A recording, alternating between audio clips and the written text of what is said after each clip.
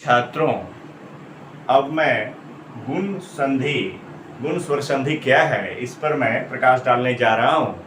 आप सबों का मेरे इस चैनल में हार्दिक स्वागत है, अभिनंदन है। गुण विधायक सूत्र, शुरू में ही मैंने बताया था कि कई प्रकार के सूत्र होते हैं।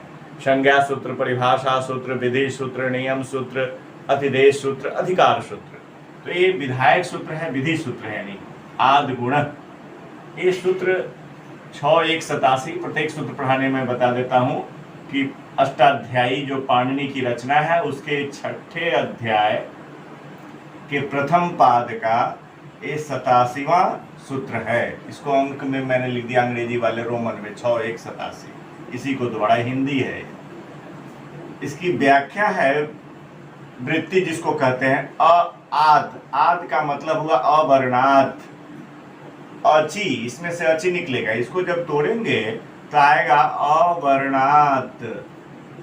जोड़ अची, संधि होने पर हो गया अवर्णात अची, यानी अची मतलब स्वर, अची परे, यानी स्वर वर्ण बाद में रहने पर, अवर्ण के बाद अवर्ण से परे स्वर वर्ण रहने पर पूर्व परयोर, पूर्व और पर, पूर्व कहते हैं इसको और पर कहते हैं इसको, प्लस के चिन्ह के बाद के पर कहते हैं और पहले वाले को पूर्व कहते हैं। पूर्व और पर एको गुण आदेश, इसके अर्थ कहता है एक गुण आदेश, एक गुण है, एक गुण आदेश होगा, है ना। एक को एको लिखा हुआ है वाक्य में, और गुण आदेश, एक गुण आदेश क्या होता है तो आप पढ़ेंगे।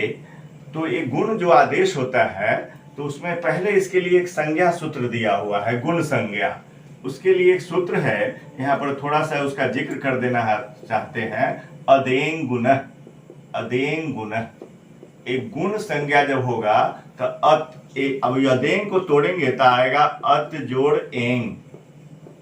अब अत का मतलब हुआ अ और एंग का मतलब हुआ ए ओ, ए ओंग, ऐसा होता है एंग। तो ये अंतिम हलंत से लोप हो जाता है, इसका हलंत्यम से, तो ये तीन बचा, अत मतलब अ, ए ओ। इन तीन वर्णों की गुण संज्ञा होती है, यानी गुण संज्ञा जब गुण होगा तो या तो अ होगा अथवा ए होगा अथवा ओ होगा, इन तीनों की गुण संज्ञा हो गई। तो ये गुण अदेंग गुण जो है ये संज्ञा सूत्र है, एक गुण संज्ञा करता है। जानना चाहिए कि एक गुण संज्ञा क्या है, तो गुण संज्ञा का सूत्र है अदेंग गुण, और ये विधायक सूत्र है, विधि करने वाला है आद गुण। ये दोनों में अंतर है, दोनों गुण है। अदेंग गुण, कोई आपसे पूछेगा तो आप बताएंगे कि यह गुण संज्ञा करने वाला सूत्र है, ये संज्ञा सूत्र है, और ये आद गुण ये विधि सूत्र है, विधान करता है।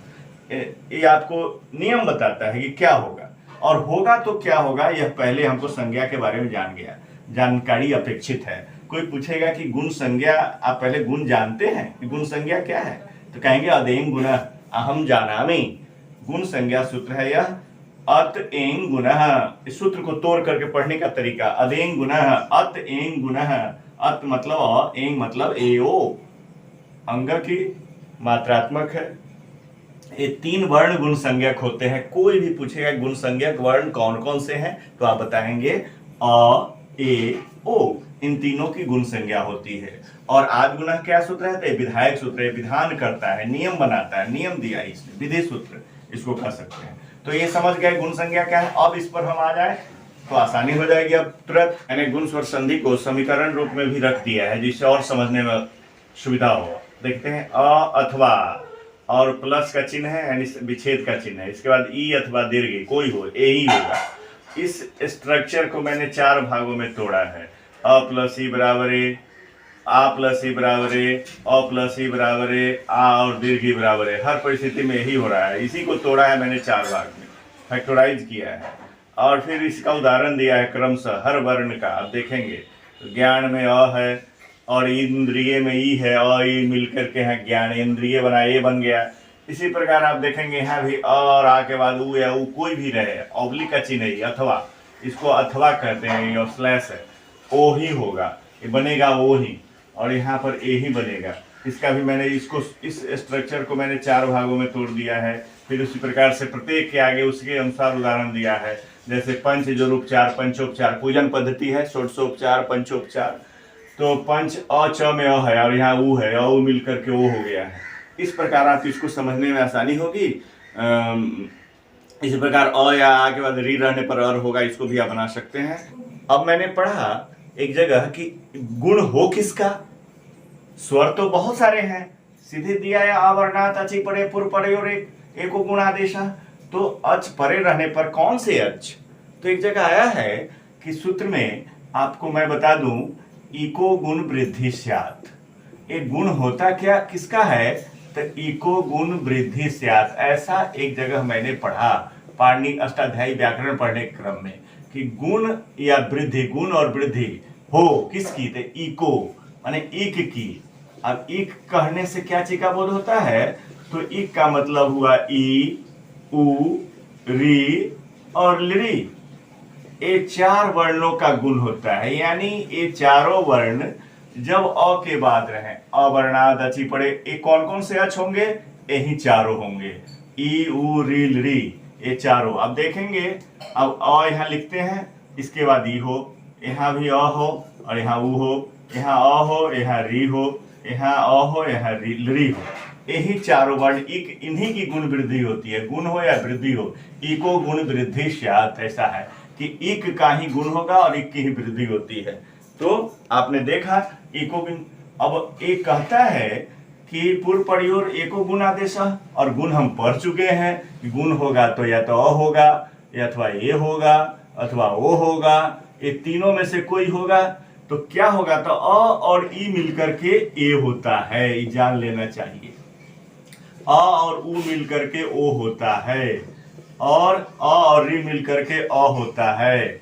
लेकिन उरन रपरह एक सूत्र है, उसे रपरत्व करने के बाद ऐसी स्थिति आती है। फिर अल री मिलकर के भी अ होता है, लेकिन इसका भी री और री की सवर्ण संज्ञा है, इसीलिए ऐसा अल माना जाता है। तो ये स्थिति बनती है इसके अ ए ओ, है ना, यही स्थिति इसकी बनती है। तीन देख रहे हैं आप, इक इसी की गुण वृद्धि होती है, यह इक है, और बनने के बाद ऐसा स्वरूप होता है गुण संधि में। चूंकि ये तीन गुण संज्ञक वर्ण है, ये तीनों वर्ण है गुण संज्ञक, और आपने देखा कि ऐसी स्थिति आएगी इको गुण वृद्धि स्यात् के तहत ऐसा स्वरूप बनेगा, ए ओ अर अल, ऐसा बनेगा। अब कभी कभी पूछ देता है कोई व्याकरण, कोई विद्वान कि अ और ई मिलकर के ए ही क्यों होगा, और उ मिलकर के ओ ही क्यों होगा। तो आपको मैं बता दूं, यहाँ पर बहुत साइंटिफिक, देखिएगा आप साइंस के छात्र भी इसको समझ सकते हैं आसानी से, और किसी विषय के जो साइंटिफिक अप्रोच रखते हैं वैज्ञानिक दृष्टिकोण, उनके लिए। अकुह विसर्जनीयानाम कंठ, उच्चारण स्थान पर जाइए। अ का उच्चारण स्थान क्या है, कंठ, तो अ का उच्चारण स्थान है कंठ। चलिए हम लिखें कंठ। और ई का उच्चारण स्थान क्या है, इचु यशाणाम तालु, ई का उच्चारण स्थान है तालु। चलिए इसका तालु। अब मिल रहा है एक कंठ वाला और एक तालु वाला, तो जो अगला होगा उसमें दोनों का गुण होना चाहिए। तो देखिएगा ए बना, ए का उच्चारण स्थान दोनों है, कंठ तालु ए दैतो कंठ तालु, और ए का उच्चारण स्थान दोनों हो गया, ए का कंठ तालु दोनों। तो देखिए एक कंठ वाला मिला, दूसरा तालु, अब कंठ तालु। इसी तरह से जो आप देखते हैं बच्चों में, parents to his offspring, जो पैटर्नल और मैटरनल जो मेरिट जाता है, जो क्रोमोजोम गुणसूत्र ले जाते हैं और उसमें उसकी प्रकृति दिखती है उनके चाइल्ड में, उनके बच्चे में, उनके ऑफ स्प्रिंग में, वही स्थिति अ और ई मिलने से ए का प्रादुर्भाव हुआ, और अ का जो क्वालिटी है कंठ, इनका ई का उच्चारण स्थान है तालु, दोनों ए में मिल गया कंठ तालु, अतः ये मेरा ए का बनना सार्थक है। इसलिए अ ई मिलकर ए ही बनता है, क्योंकि दोनों की प्रकृति इससे मिलती जुलती है और इसका क्वालिटी लेकर के जन्म लिया, इसलिए अ और उ मिलकर के। फिर उसी तरह अकु विसर्जनीयानाम कंठ, इसका कंठ है और उ का ओष्ठ है, उपपद्मानीयानाम ओष्ठ, ओ का है वो तो कंठोष्ठम, ओ का कंठोष्ठ है, उच्चारण उसका उच्चारण स्थान इसका कंठोष्ठ है, कंठ और ओष्ठ दोनों, तो दोनों की प्रकृति से मिलती है, इसलिए वो ही बनता है। अब आप किसी को समझा सकते हैं कि क्यों वो बनता है, तो ये भी मैंने थोड़ा सा यहाँ डिस्कस कर दिया। वैज्ञानिकता यहाँ पर समझने के लिए बहुत ही अच्छी चीज थी यहाँ पर, तो ये भी आप समझ गए। अब इसको मैं मिटा करके फिर आगे लिखता हूं। उपेंद्र, एक उदाहरण मेरे पास है, उपजोर इंद्र, इसको मैंने तोड़ा, उपजोर इंद्र। अब मैंने शुरू में ही बता दिया था कि दो वर्णों के बीच संधि होती है, तो प्लस के चिन्ह जो पूर्व है ये प है, प में स्वर है अ, यहाँ पर अ है इसमें, क्योंकि कोई भी कॉन्सोनेंट बिना स्वर के नहीं होता है। आप उसको लिख सकते हैं, बोल नहीं सकते हैं, उच्चारण में आ ही जाता है। इसलिए व्यंजन की परिभाषा ही बनती है जो बिना स्वर की सहायता के नहीं बोला जाए। तो इसलिए प में अ है और इंद्र यहाँ पर है, ये अ और ई, यही देख लीजिए अ ई मिल गया। इस बाद वाले शब्द का प्रथम वर्ण और प्रथम शब्द का अंतिम वर्ण अ ई यहीं पर है, ऊपी, यही समझना है। और हम पहले जान चुके हैं कि पूर्व परयोर एक गुण आदेश, तो अ और ई मिल करके इसका उच्चारण कंठ, इसका तालु, दोनों का मिला कंठ तालु, इसलिए ए का कंठ तालु होता है। तो ए बना। इसको इधर भी आप लिख सकते हैं, इधर शब्द है इसलिए मैंने इधर लिखा है उपेंद्र। प पर जो एकले देखते हैं यही ये है, ए मतलब एकले, एकले है। इस पर जो एकार देख रहे हैं यही ये है, यहीं पर संधि हुई। तो आप समझ गए कि अ ई मिलकर ए बनता है। यह गुण संधि का उदाहरण है। और दूसरा उदाहरण, इस पर एक उदाहरण और मैं दे दूं आपको, गण जोड़ी स। अब आपने देखा, इसको मैंने समझ, दूसरा गणेश मैंने लिखा है, गण है जोड़ी स। अब गण में नौ में अ है और ईसह ई है, इसको पूर्व और इसको पर दोनों मिलकर कहता है गुण आदेश। यहाँ ए हो गया, एक गुण संधि है यहाँ भी। फिर दूसरा उदाहरण मेरे पास है गंगोदकम, गंगा जो रुदकम, गंगा में अंत में आ है, देखा आपने, ए पूर्व में, और उदकम का जो पूर्व लेटर है ये ऊ है, तो आ और ऊ मिल करके ओ बनता है। अब क्या बनता है ये भी आप देख सकते हैं। कोई आपसे पूछ सकता है कि और ई मिलकर क्या बनेगा, तो ये आ और ऊ मिलकर क्या बनेगा, तो ओ।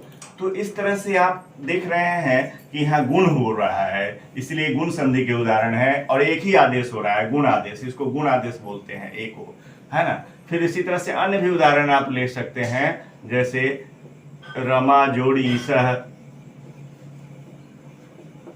अब यहाँ रमा में देख लीजिए आ है और ईसह में दीर्घी है, तो ये दो वर्ण मिल गया, आ पूर्व का पर का, और आई मिल करके भी यही होता है। तो आप ये दे दीजिए यहाँ, और यहाँ बना दीजिए रमेशह। रुक जाइए, रमेशह पहले मैं लिख लूं, रमेशह, यहाँ पर आप कर लीजिए ए।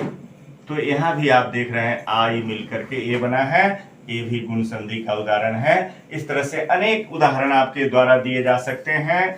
जैसे महेश है, महेशः आप बना सकते हैं, महाजोरीशः। इसके बाद आप बना सकते हैं भवेशः, भवजोरीशः।